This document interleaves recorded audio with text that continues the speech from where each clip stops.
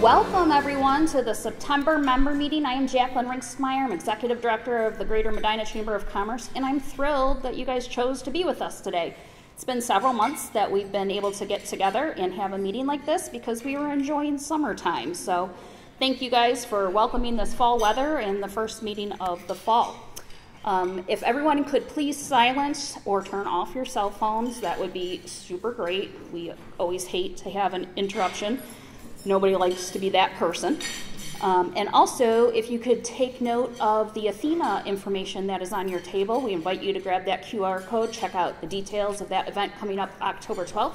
It's our 10th anniversary of having Athena in the county, trying to make it a pretty big deal this year, so please make it a point to join us. And today we are lucky enough to have 3 sponsors with us, and the first one I'm going to bring to the podium to tell you a little bit about themselves is our friend Sam from Armstrong.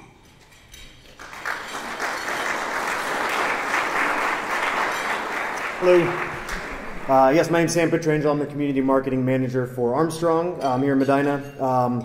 So we provide video service, we do fiber internet, and we also provide phone service to the Medina area. We've been doing those since 1980, so this is our 43rd year of being part of the Medina community, which we're very proud of. We are a family-owned and operated company, and we excel in our customer service provided by our local staff, some of which are here with us today.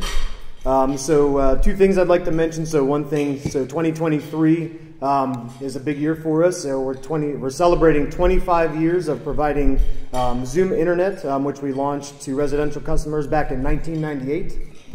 So we do have some special giveaways to commemorate that, so you can stop by and pick those up. And then also, we're also celebrating for September Hunger Action Month. So we're hosting our 6th annual Avenge Hunger Month. So we are collecting donations at our local office on Lafayette Road, and all of those will go to supporting Feeding Medina County. So you can stop by anytime, business hours, all the way up until October 3rd. So, but thank you very much.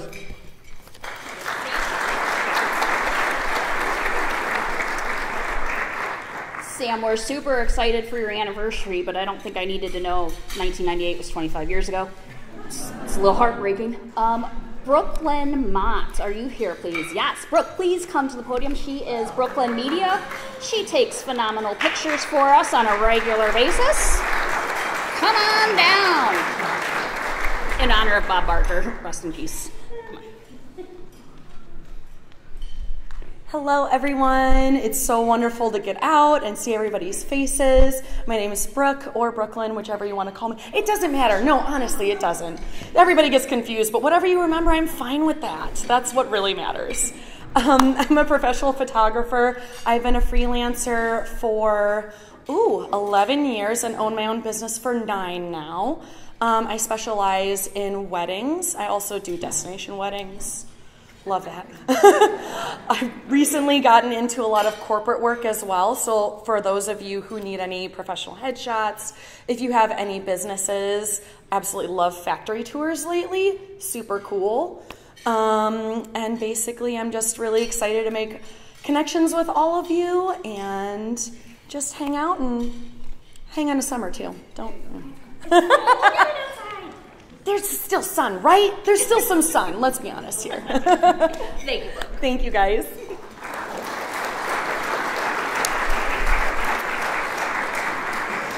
Thanks, Brooke. It's wonderful having you a part of the chamber and community for sure. And wrapping us up today is our friend Pam from 3rd Federal. So Pam, if you could come on up.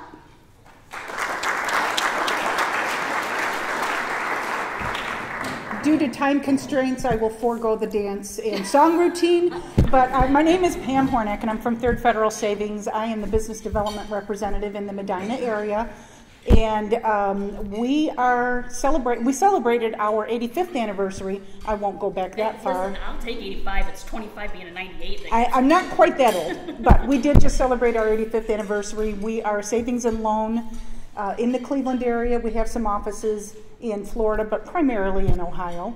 And we do primary residence lending only. We don't delve into any of the other stuff, so that gives us an opportunity to really do some great things for the community.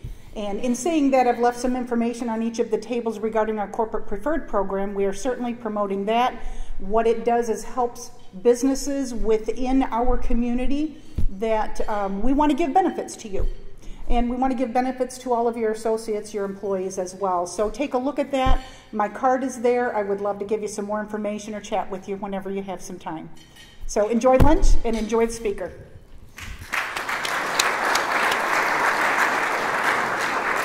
Thank you, Pam. And again, thank you to all three of our sponsors. We are greatly appreciative of all of your participation. So now it is my pleasure and honor to introduce our speaker of the day. You perhaps have heard of him. It is, without further ado, Mayor Dennis Hanwell.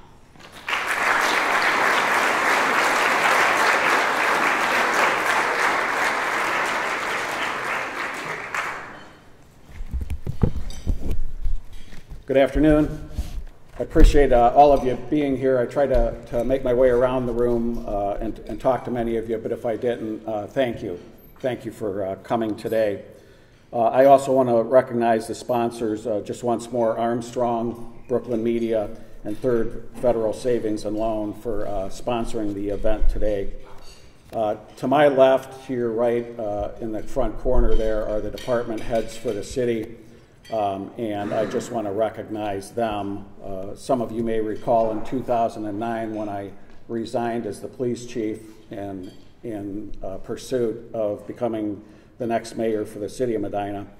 I stated then, and I'll tell you today, that I wanted to keep the team together because the team works so well, and everything that you're going to see today in the presentation is a testament to what those folks do day in and day out.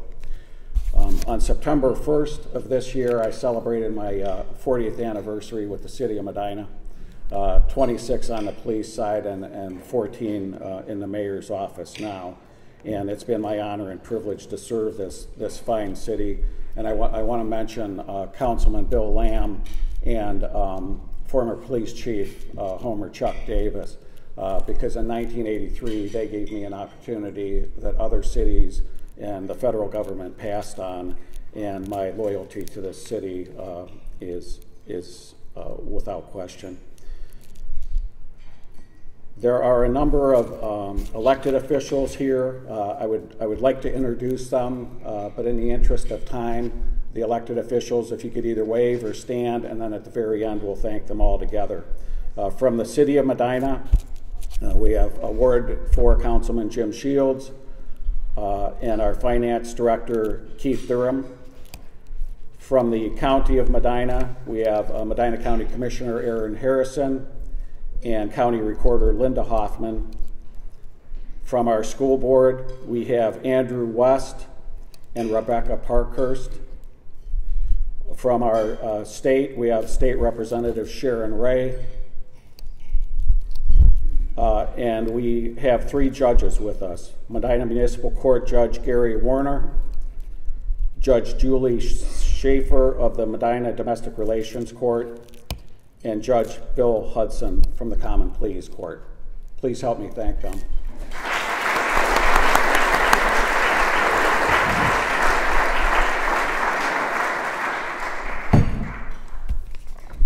I'd also like to introduce some of the family members here with me next to the department heads.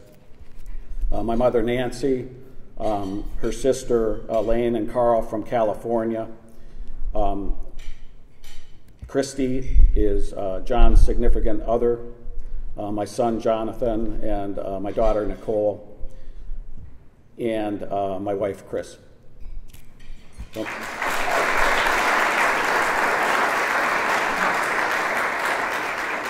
Don't forget your wife. Don't forget your wife. Don Simmons had to remind me that years ago. So Chris and I celebrated our 45th anniversary in August, and I just want to publicly apologize to John and Christy and Chris, because this public service can be rough on a family. Not being able to attend things, having to interrupt things we're attending, having to leave early or arrive late.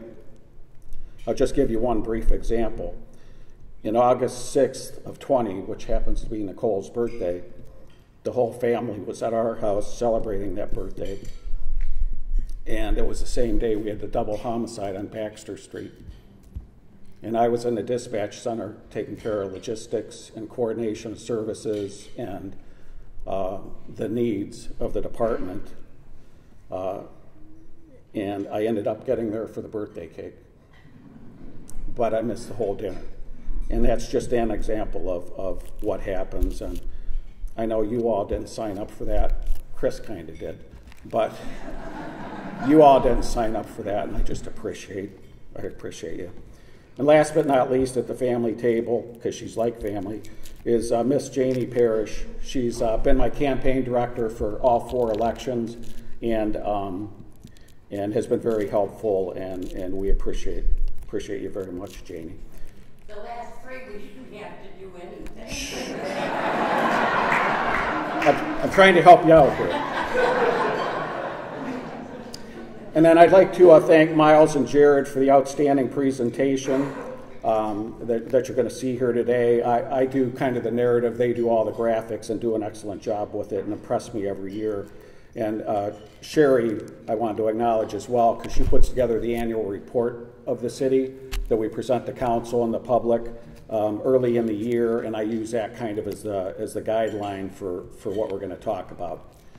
So let's get into it. Our civil service office, well, let me tell you ahead of time, I'm not going to read what's on the screen because I have full faith in all of you that you can read those bullet points, although periodically I get off track and start.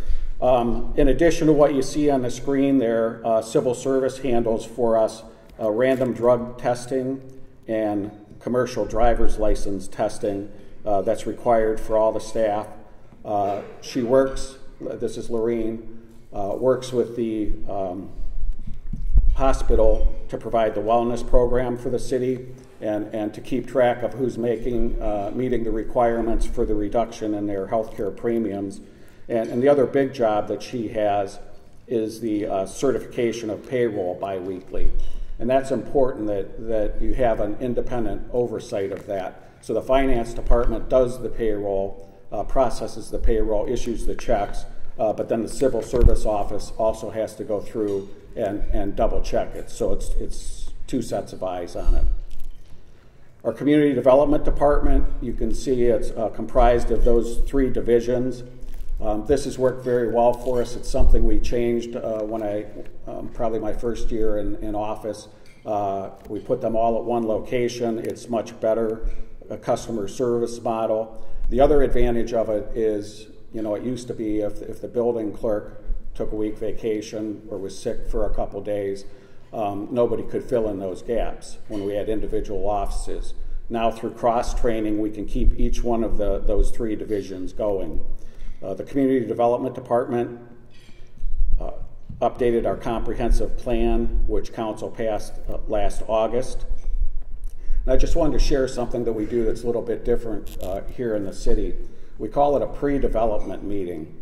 And what it is if there's going to be a major investment in the community, be it industrial or commercial, we bring every department head in the city and together around a table. We also bring in the county sanitary engineer because they handle the sewers in the city. We bring in Ohio Edison. We bring in Columbia Gas. Every question that they may have, we want to have the answers right there at the table, so they're not having to come back and forth and back and forth. And I can tell you that's worked pretty well. And the gauge I have that's worked pretty well is when you hear it from the people that are attending those meetings. So Chris Jones is the senior real estate manager for Myers. And he's worked in multiple states and told me at the end of that pre-development meeting he's never seen anything like this before. The other thing he had never seen before was a mayor sit in a 2-hour meeting with him. He said, usually I'm lucky if I can meet the mayor, and or if I do, it's about 30 seconds or 2 minutes or something. And he said the fact that you would stay here for 2 hours for the whole meeting, and I told him, look, we've been trying long and hard to get something in that vacant Kmart building, and whatever we have to do to support you and get this done is what we'll do. So that's an example of the customer service that we try to provide. The building department, you can see both the revenues that were created with permits as well as commercial construction. I was approached by Nancy Nozick, is with Brandstetter Carroll. They're the architects that did the brand new court facility, the 4-story common pleas court that the judges are using now. And they also did the renovation of the 1841 courthouse. And they're helping us with the municipal court plans of moving the municipal court into the 1969 building, which is the one with the white pillars that you see on the east side of the square. But she shared this with me, that Dan Gladish and Mark Crumley, who's the city's fire inspector, are the best she's worked with in multiple states. Whatever they needed, whatever they could support her with, they were willing to do that. And then another example is March 10th of this year, we did a ribbon cutting. You can see that on the screen there for Crumble Cookies. And Dan Gladish found out that they were number 26 in line for their ovens. The ovens come from the corporation. They don't, each owner doesn't buy them themselves. So he was number 26 in line, and with Dan and Mark talking with him, we found out that if we could give them a temporary occupancy permit, they could then move from number 26 up the list. They moved up to number 3 and opened 6 weeks sooner than had we not issued that temporary occupancy permit. And those are type of the problem-solving things that we try to do day in and day out. And then just in July of this year, Carlisle Brake and Friction in the older section of their building had a partial roof collapse during one of our heavy rains. And DPS Roofing was pulling permits at the city. And I just happened to be walking by, and he stopped me and he said, I work in communities in Ohio and all over. And he said, nobody has the staff and the help for people that you all have here. So that's a testament to our people. Excuse me. Our economic development department, we plan a ribbon cutting on one Friday every month because we have a number of them. And we also want to get it on everybody's schedules. We pick Fridays so that our state representatives, our state senator, when they're available, can attend because they're not in session on Fridays. But they're attended with Main Street, the chamber, county, state officials, as well as liaisons of our federal legislators. And then I just wanted to talk to you about some of the investments in the city. So the North Court widening project that we did a few years ago, you can see a video of it there. That total project cost about $21 million. Now, the ODOT paid for the greatest portion of that, but the city pitched in extra to have the center islands, the decorative lights, and a multimodal path. But to date, since that project was developed, the renovation of that road, we have nearly $52 million in private investment. What that tells me is if the city invests, then the public sector will as well. $52 million. Now that includes, just for clarification, if anybody checks my math, that includes the proposed $20 million Myers that's going to happen. But I was impressed with that, and I was so impressed with it, I thought, well, let's take a look at the industry. Because when I took over as mayor, our industrial roads were pretty deplorable. And I approached the city council. We get a certain percentage of our income tax that goes right into infrastructure repair. And it's about 2.4 million a year. So I approached the council and said, not that I like to borrow money, but if we took bonds out, the bond payment would be about $200,000 a year. We could do those roads much faster than saving the $2 million year after year to do $14 million in roads, and get it done a lot faster. The council agreed with that, and by the way, if you have even on the conservative side 2.2 million, you still have $2 million to do all the other projects in town after the bond payment.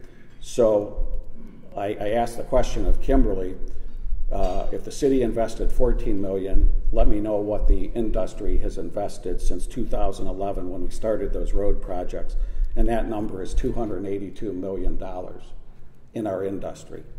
And that just shows that if the city invests, then private and commercial sectors will as well. And it also shows that there's something special about Medina and the desire to be here.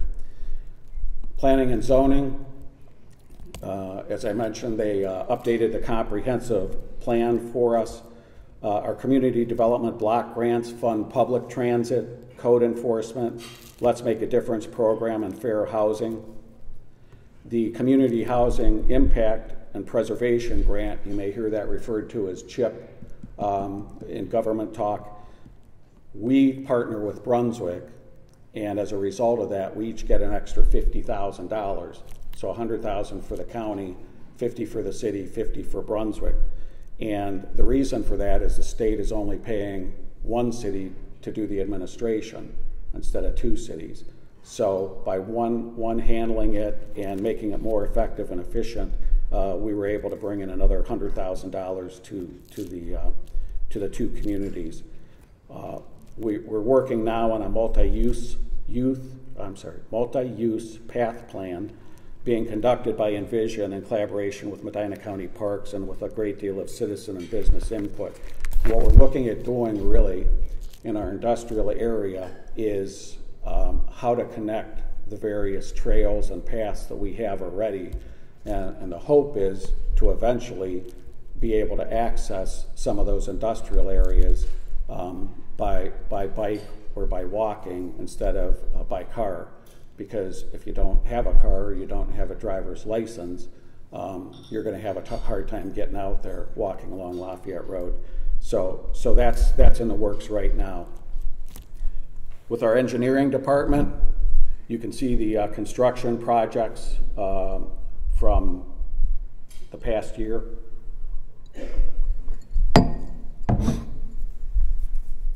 And we always try to couple the grant dollars with local dollars because it helps us spread them over more. Our engineering department, by the way, has Patrick and Fred. So we have two people that do all this work, and at times it gets a little bit overwhelming, and they do a great job with it. So this year and next year, our projects are expected to be in excess of $14 million.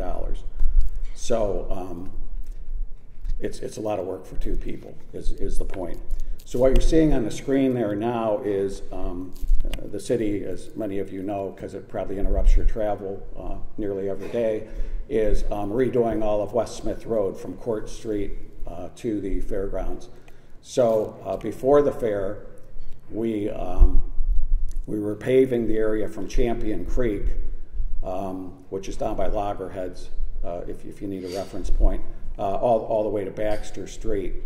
And this is a video of the cement trucks backing in, dumping, pulling out, next one backing in and dumping. This project took a day, but it was in total 96 trucks, and each truck has 90 minutes to purge that cement out of the truck. So obviously we couldn't line up 96 trucks. They're going and refilling, coming back, going and refilling. So the coordination of that, but it's really kind of interesting if you take a look at that machine, because it takes the raw concrete, finishes it, pours the entire street at once with the two curbs as it's slowly moving down the street. And I can tell you it's a lot easier than doing it with a bunch of people on their hands and knees and brushes. And then the next screen is we did a railroad repair at AI Route Candles. I appreciate, sir, I understand now that's caused some speeding concerns that we're trying to deal with. Because see, when it's a little bit rougher, those trucks have to slow down to go over it. Well, now we made it too smooth, and they're going a little too fast, so we'll work on addressing that. And it's something that we also have to upkeep. And I wanted to mention that because of what they saw in Palestine. And also mention the fact that in the trucks, in the city of Medina, our trucks are going very slowly. If you've ever been stopped by one and you need to get somewhere, you know what I'm saying. They don't move real fast through the city. That's a blessing and a curse, right? A blessing because if there is we've had a number of minor derailments and the car just gets off the track, got to come back, jack it up, put the new rail in underneath it, and then put it back down. It's not as problematic. The curse is then you can't get to where you need to go. Our fire department, they work very closely with police and LST and service not only the city but the 2 townships you see listed there. Right now we're staffing 7 days a week from 8 a.m. to midnight. So from midnight to 8, we have an on-duty officer, an officer on call. So they respond immediately. They check it out. They find out, do we need staff? How much staff do we need? What type of equipment do we need? And that's still working pretty well for us. There will come a point in time. I'm hoping 2 years and 4 months from now that the city may have to take a hard look at full-time fire. Full-time fire works very well, just so you all are aware of what I'm aware. Full-time fire works very well when you're providing fire and EMS, because there aren't enough fire calls to justify paying staff to sit around waiting on the calls to come in. But the city of Medina and myself with the administration, and I know the council, has been very appreciative. Dr. Shoebridge is here, of the services of LST since the mid-70s. They provided an excellent service for us, and we're still trying to figure out a way to try to have full-time fire but leave EMS with the Cleveland Clinic Hospital, because it's top-notch health care. Right, doctor? Top-notch health care. Yep. So anyway, we'll work on that. The fire department's very involved in community and public relations. We're working on an improved equipment for our staff. There you'll see a video of the new self-contained breathing apparatuses. The ones they had were outdated, couldn't be certified anymore, and that just wasn't safe for our staff. So we were able to use some of the ARPA grant monies to replace those for them. The other thing that we just recently approved for them are thermal imaging cameras. The advantage of that is from outside the structure, they can identify where those hot points are. It actually gives them the temperature. It can also see through the house filled with smoke to identify the heat coming off a body laying on the floor that they can't see. That helps them to coordinate the response and is safer for our staff. So we're buying 4 of those units, so we have 1 in each response vehicle. The fire department provides first aid, CPR, and basic life support trainings for the public, as well as fire extinguisher trainings. And they're also, on a number of occasions, have saved the young ducklings and geese that fall into the storm sewers. You have to pull the grate off and reach down in there and get them out. And Nino and Cindy from the court, I don't want to exclude them, they had a group of ducklings that got separated from their mother in the parking deck outside City Hall and helped reunite them. So while I'm still on the fire department, let me just mention, because again, back to the example in Palestine, our fire department and our police department train regularly with Medina County Emergency Management Agency. And those of you that have been here for a little while may remember the fairgrounds explosion that we had. Several weeks before that fairgrounds explosion, we had a tabletop and field exercise at the fairgrounds of what would happen if some weather event came through and toppled a number of the rides with all of the people there. So those 2 scenarios are a little bit different, but the result is the same thing. You're dealing with a large amount of mass casualties that you have to be able to triage and decide who's going by helicopter, who's going by ambulance, who's taking care of where each of those are going, because one hospital can't manage that volume of people. So I share that with you just to tell you that we're constantly in that training. So we are prepared. I hope it never happens, but we are prepared when something terrible happens like that. In our law department, you can see our staffing levels, and the they cover the same jurisdiction as Judge Warner does in the municipal court, with the exception of Brunswick City. Brunswick City provides their own prosecutor for cases down in the municipal court, but we handle all the rest. And the city benefits from Greg Huber as well, because he handles all legal matters for the city, as well as all contracts. I won't sign a contract. I'm required to sign every contract. I won't sign a contract until Mr. Huber reviews it and makes sure that everything's in good order and there's nothing that's gonna tie our hands later.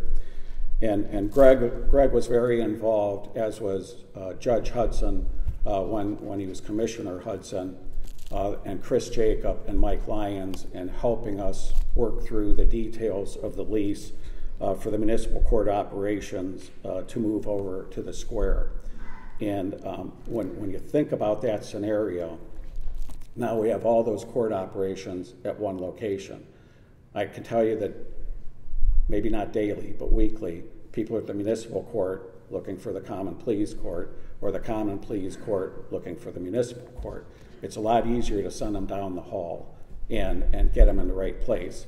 It's more convenient for the public, it's more convenient for the attorneys, and it also saves both the county taxpayers and the city taxpayers money, because we're not duplicating the same services, such as the security checkpoint, such as the holding area for prisoners, such as staffing costs and the utility costs.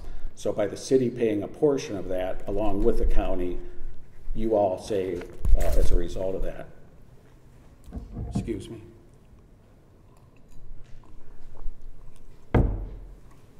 Our community rec center, as you can see, is 20 years old. We have a video here of the fitness room expansion taking place. This was a collaboration with Medina City Schools. When they expanded the high school, they also built the Performing Arts Center and the Rec Center, which the city now leases from them. So when it was designed, if you take a look at that little curved front there, it was designed to actually take that wall and jet it out when there was a need for expansion. And they have the concrete laid here shortly. You're going to see the walls are now coming up, and then it's a matter of just extending the roofing over it. A number of years ago, the city partnered with the schools. We were each contributing $100,000 a year for capital improvements such as this. But we knew as the building was getting older and older, $100,000 a year from both of us, or $200,000 a year total, would not be enough. So we both increased our contributions to $150,000 a year, and then that helps with things like this, as well as grants from the state of Ohio. Thank you, Sharon Ray. We're replacing ongoing replacement of aged equipment by having Jansen overseeing the rec center now. That gives us the ability to partner between the rec center and the parks. So they're doing a lot of community events together, and Jansen's doing a great job in overseeing that. Medina TV, I'd like to thank Miles and Jared again for the slides that you're seeing and the videos. They've been providing video services to the city for 27 years. They also partnered with Main Street and the commissioners because they're seeing some of their revenues drop as some people are moving off of Armstrong. No disrespect to Armstrong, just you know it as well as I do, some people are moving away from the cable services. So they partnered with the Medina County Commissioners and Main Street to bring in some outside revenue to help replace some of that revenue that we were losing. The Medina Cable office, or Medina TV office, always goes to our ribbon cuttings too, and they take a video of the entire event that we then provide to the new business to use for their own marketing or to share on their own website. And Barbara is always gracious enough to take still photos and then provides them with a disc with all of those too for the same reasons. The future of Medina TV will likely become a communications department for the city, which would then add some consistency in press releases and how information is shared and distributed. Medina TV currently uses Facebook and YouTube, but they're researching how to use software to expand their programming also to Apple TV, Roku, and Fire Stick, which some of the people are moving towards. And then that way we can still share the information in a multitude of ways. And Barbara does a city newsletter every week, and we have about 2,500 subscribers that again, we're able to share information with. Our Parks Department, you can see the divisions there. Excuse me. The advantage of this, again, much like the Community Development Department, we have one part-time parks clerk. She works 29 hours a week. And we're able to use that parks clerk to help if somebody comes in to buy a cemetery lot, instead of pulling the people out of the field to stop what they're doing and take care of that. And no disrespect to them, but you know, sometimes they're a little bit dirty from the work they're doing. Sometimes they smell like oil and gasoline, and the experience is much better with somebody in the office. She also helps then as there's calls for the forestry department. You know, there's a tree blocking a sign, or a branch broke off and it's you know, laying across the sidewalk or across the road. So it's really using that one part-time clerk very effectively and efficiently. And then Miles shared some information with you, and I was intrigued, so I thought I would share it with you. So the city has a number of amenities in our parks, but we have a remote control raceway in Reagan Park, and we have Frisbee golf courses at a couple of our parks. Well, when I was in high school, the vocational people didn't tell me that you could be a professional remote control race car driver or Frisbee golf player, but apparently we have people from our community that both use these things and now are professional, getting paid to race cars or throw Frisbees. Who would have known? Our Parks Department, we have a project going on right now. We have a bad erosion problem. We had to shut down some fields at Huffman Cunningham Park. You can see MTD is helping us out. We're having a hard time sometimes getting laborers, and having MTD volunteer to help us mow some large areas to evaluate their equipment was very, very helpful to us. The sports associations also help. The soccer helps with soccer. Baseball helps with their infields. We did a parking lot extension or expansion, if you will, at Mellert Park. You can see there beyond the splash pad is kind of the golden color. And then the restroom, playground on the left, on the right is the brand new dog park. We're going to close the one at Memorial Park, which is down and wet and muddy all the time, and open this new one. And again, Sharon Ray helped us with a capital grant from the state of Ohio to help us fund that. We're finalizing plans, council approved last night, to upgrade our skate park because it was done so many years ago, it's starting to deteriorate as well. And I also want to mention the Willard Stevenson and the Lincoln Foundations. Both of them helped with the Miracle League baseball field that we have at our park. Those of you that may not be familiar with that, it's a baseball field for handicapped youth and adults. Both play there. They play almost every day of the week, weather permitting, and also multiple games every day. Well, the problem was, and that's where the foundations helped us, the problem was we had the infield was hard surfaced, but if you were in a wheelchair or a walker or something that didn't have the mobility, you couldn't go out and play the outfield. And the board didn't feel that was fair, that the team should be able to play whatever position they wanted to play. So these two foundations split the cost of that to then hard rubber the entire outfield, and now each one of those individuals has the ability to play on that field, and we're very thankful for that. Our forestry department, we planted these trees decades ago, and they grew, and sometimes are problematic.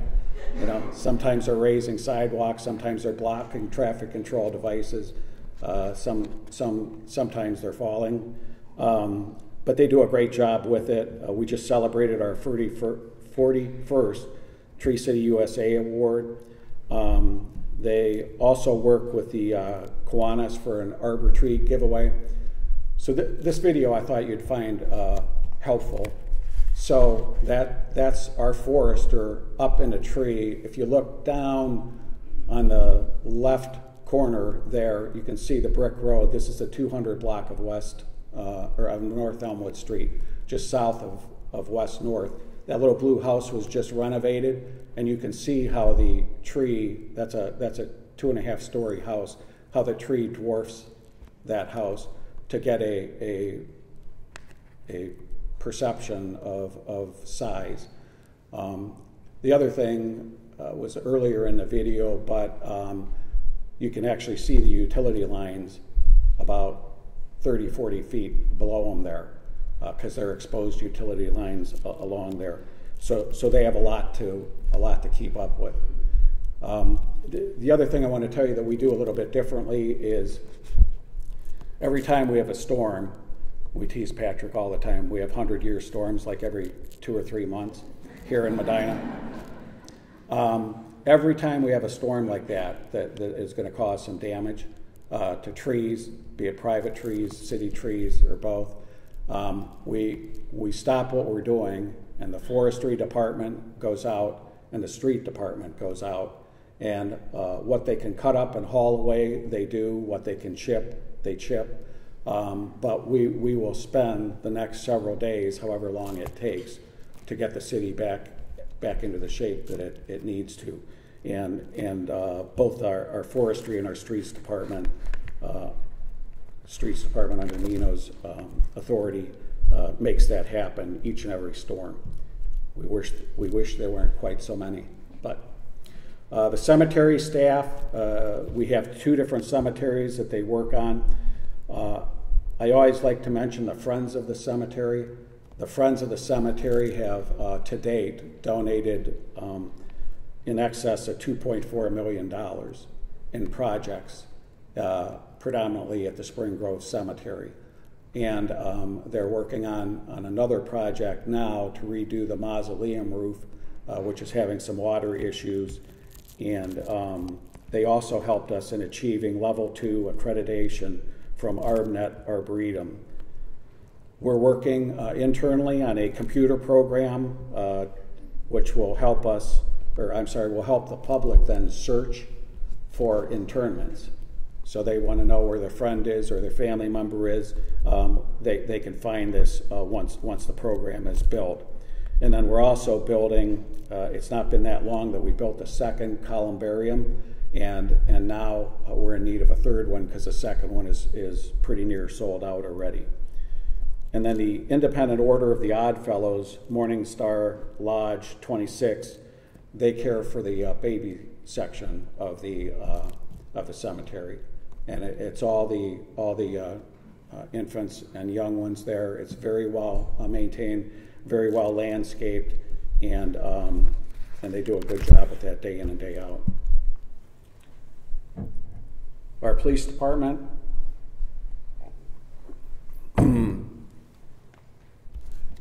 provides services there, as you can see, not only to the city but to Lafayette Township. They also collaborate with LST and fire.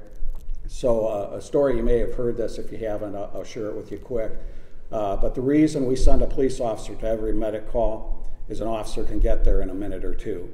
The squad is coming from a fixed location generally, and it could take 4 minutes, 5 minutes, 7 or 8 minutes, depending on traffic and time of day, and as well as from where they're responding from. So one of our newer officers, young officer Lauren Brooks, responded to a medic call that a young lady was having a baby, and got on the scene and within minutes, and it was evident to her that the baby was not going to wait for the squad.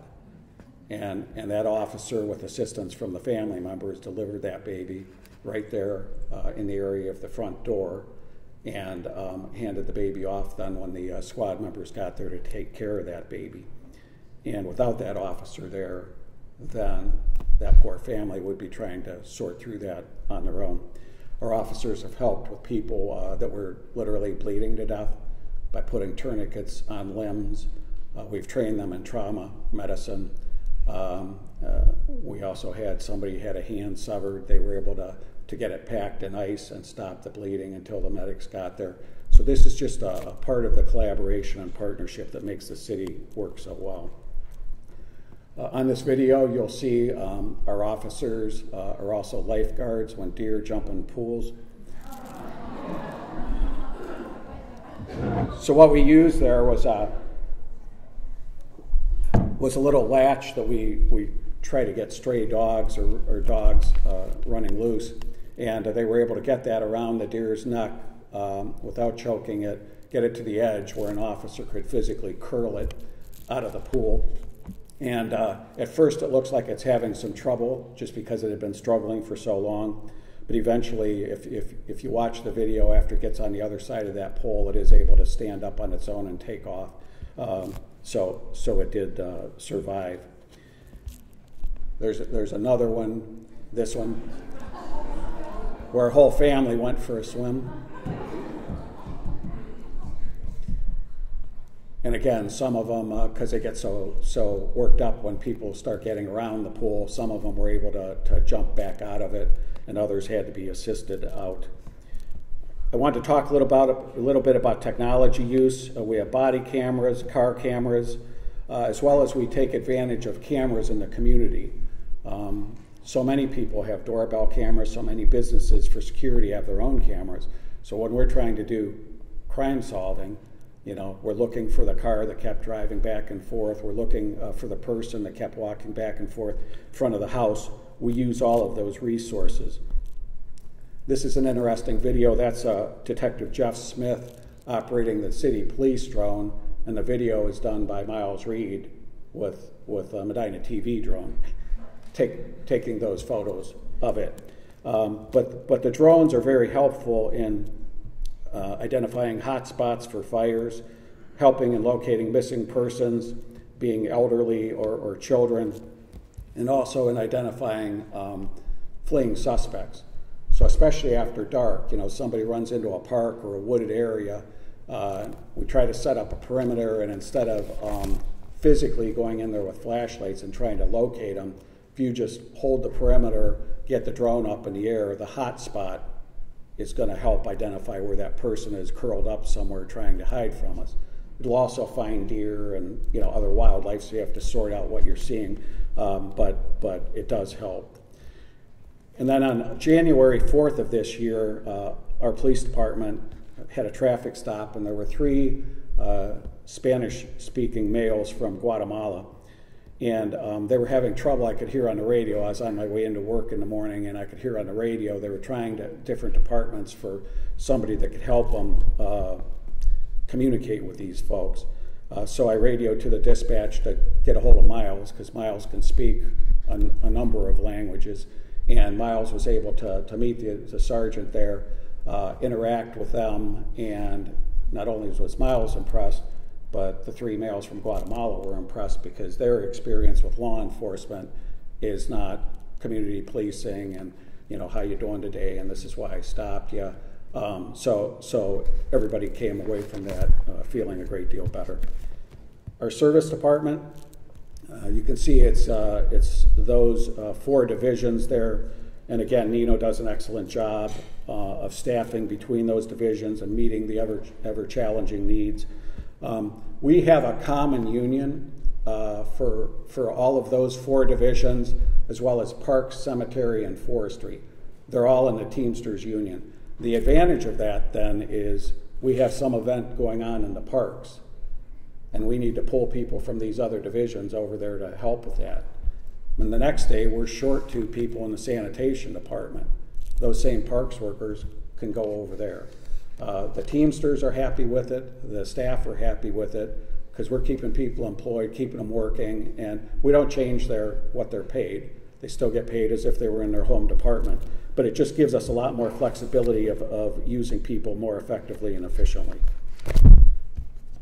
The sanitation department, you can see the amount of trash they take to the central processing facility, and we try to divert as much as we can versus just sending it to the landfill. So from April to November, we collect yard waste, and we diverted 335 tons last year, 1,200 tons of organic recycling, 545 tons of vegetable-based waste, and 275 tons of commercial cardboard.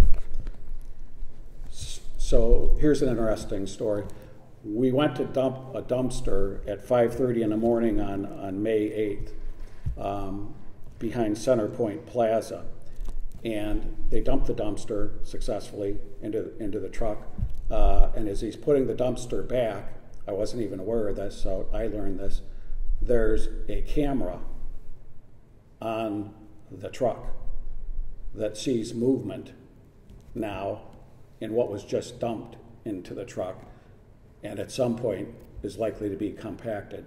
So the driver was acute enough to notice that, stop what he was doing as the fella's climbing out now of the top of the garbage truck, and he told the driver that he had lost his keys and his phone, and he was in there looking for him, and lo and behold, we come and empty the dumpster. And so we took that truck then, and when we dumped it, our staff took the time to kind of go through the trash, and were able to recover his phone. We never found the keys, but we recovered the phone. And Miles, again, it's a recurring theme here, Miles, with his Spanish ability, was able to look through the phone contacts, determine who the owner of the phone was, because this person didn't bother to give us his name when he jumped out of our truck. And he took off. So, and then just one other thing with sanitation, and that's fine there, Jared. I had an employee stop me. He's been with the city for 33 years, and he's retiring here either the end of this month or early next month. His name's Tony Hall. And he said, I just want to share something with you, Mayor. He said, when I started here 33 years ago, I told my wife I'm going to stay here until something better comes along. And he said, this has been one of the best places I've ever worked in my life. And I just want to let you know that. So it was good to hear that the staff appreciate what the city does and their employment here. Our streets department, you can see basically what they're doing there. And some people think maybe the sanitation does the LEAF program. That's actually in our street department. We did 319 loads last year, which was up from 242 in 2021. Excuse me. And we're seeing dead deer pickups increasing every year. In 2020, we had 29. 2021, we had 55. And 2022, we had 86. The street department also hangs the American flags in the city. Our vehicle maintenance department, They handle both licensed vehicles and then motorized equipment like your trimmers and blowers and things like that. What we do is each department pays for the parts, pays for the labor, and then we self-fund the operation. The advantage of that is if we have a police car or a fire truck and we need to move that ahead of the other ones that we're waiting in line, by handling it ourselves, we can do that. And we found that we can do it more efficiently and effectively than contracting it out. So on this next video, we had a bit of a dilemma. This is the competition pool at the rec center. And that lower right corner, if you keep your eye on that, that's called a bulkhead. Again, I wasn't sure what a bulkhead was, but for those of you who may not know, like me, when the water is in there, that bulkhead can be moved from length to length and create different lengths of the pool. But when the water's not in there, that 1-ton bulkhead does not move very well. So our vehicle maintenance department, that's why it's in this slide, our vehicle maintenance department got together with the school maintenance staff, and they figured out that if they could lift at the 2 gutter lines and put wooden frames with rollers on the bottom, it still took a lot of people to push a ton, but they were able to move that back and forth during the reconditioning of the pool. And that just shows you the innovation and engineering of what our staff are capable of. Our water department, you can see the meters there that we do day in and day out. We upgraded to radio frequency to cell service so that we can get alerts when our towers are going down, which either means a water break or some malfunction. So that's very helpful for us to know in a timely manner. They're also responsible for doing all of the utility locates for the cable folks. We operate the Medina Municipal Airport. I wanted to specifically mention Earl Olson and Flight Services, who have operated it for many, many years. The city is now in the process of transitioning to a new management team. We also bought the property to the east. It was called the Tots Farm. That will let us put more hangars in, a larger maintenance area, and our hope is at some point to expand that runway so we can land small jets. Our current runway is not quite long enough, and insurance doesn't like it if you're not on a runway that's at least so many feet long. So that's our hope, and by having small jets, more fuel sales, more maintenance, more hangars, that creates revenue to match with the federal funds to make the airport more self-sufficient in the future. Community partners, we work with the Kiwanis on a number of events. The Rotary just yesterday, they had the 9/11 memorial at 10 a.m. Next to Fire Station 1. They upkeep that memorial for us. The Lions Club routinely donates foods to the Cups Cafe. We have probably 4 or 5 pages of collaborations with Medina City Schools. Things we do to help them out, things they do to help us out, and we're proud of that. Our collaboration with Medina Chamber and Main Street, Medina County Commissioners, we do a great deal of work together, support one another, and help one another in any way we can. The churches, for our seniors or disabled, they have 2 events called Love Medina. One in the spring that's done by Grace Church, and one in the fall done by St. Francis. In our churches, a number of our pastors are here.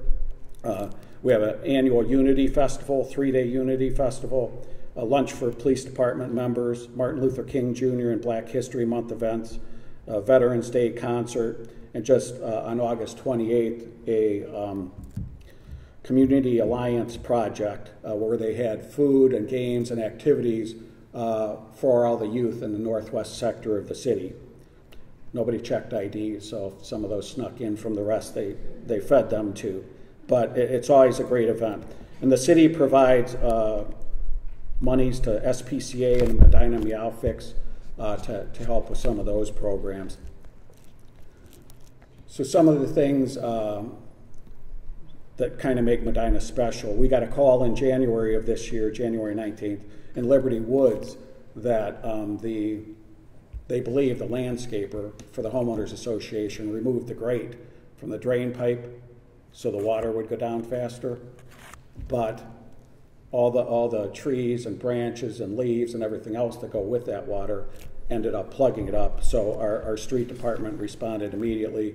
We're able to get all the stuff cleaned out of there, get the grate back on, and then they were going to notify the landscapers, leave the grate on there.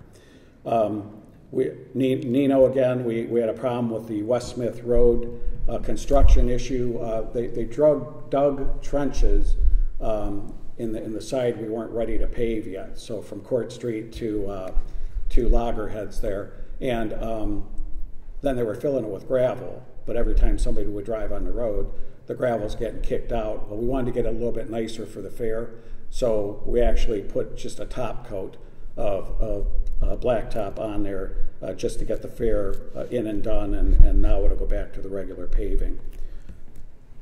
We also, I wanted to mention once more the collaborative effort with the Board of County Commissioners on the municipal court, and Commissioner Harrison is here, and we appreciate all his work on that. Our finance department, got to move along here.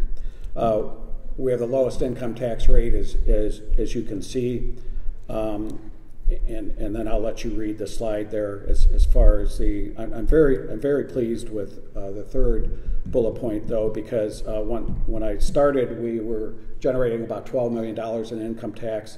In 2022, we generated $17.5 million, and in this year we're projecting $20 million. And when I ran for mayor, one of the things I talked about was we were going to improve our practices, we were going to create more jobs, raise the income tax monies without raising it on our residents, and this is an example of successfully doing that. So we had a elderly resident that called one of our clerks in finance, Jenny, and she wasn't sure that she was physically capable to come in and pay her water bill.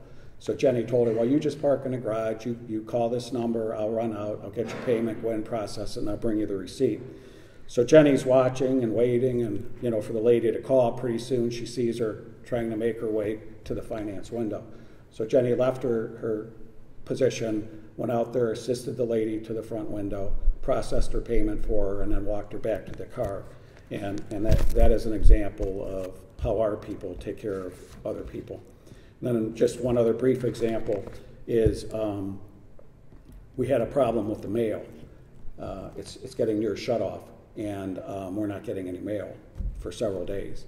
So I got Keith Durham, the finance director, a contact for the post office in downtown Cleveland, and lo and behold, they've got a truck full of mail from Medina that was never dispatched out to our annex to be delivered to you all. So once they got the truck out of there, lo and behold, we started to get our mail. So I want to set up this video for you, and we're nearing the end. We had a ribbon cutting in April for a trucking company called Gabiak, and it's called Gabiak Corporation. They're a logistics trucking company. But the importance is, in 1999, the entire family immigrated from the Ukraine to the United States. In 2007, the father, Mikhail Gabiak, who you're going to see in a minute, obtains his CDL. In September of 13, in their house, they started Gabiak Corporation and ran a home office for less than 10 years. And then they built and opened up this facility in Medina with 22 trucks, and they're still growing in less than 10 years. But he talks about his appreciation of the country and the community, and it moved me when I heard it the first time. It moves me every time I see the video, and I wanted to play that for you. I want to also say thank you everyone for coming. My speech can't be good like my kids. My English not very good enough. But anyway, first of all, I want to say thanks God for America. It was a blessing for us to be here. Yeah, like we hear old story here. my kids already told from the beginning. And I want to thank God especially for Medina. We really like this this city. This was a blessing for us. And thank you everyone for coming for this beautiful day. And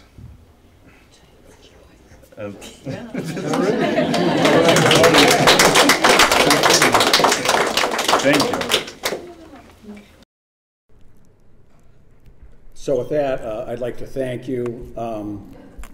Here you'll see Princess Madison, who will, she'll be 8 this December, and Prince Aiden, who will be 4. I know you've all watched them grow up. If you've been here for some of the prior, this is the first that their mother was able to attend, and we're blessed to have them here in a community with you. So with that, I want to conclude by thanking all of you for your support and investment in our community. This is my 14th State of the City to you, and each year I'm further and further impressed with how you all support and help and promote me, our staff, and our fine community. It's very much appreciated. And in closing, may God bless each of you and your families in the great city of Medina.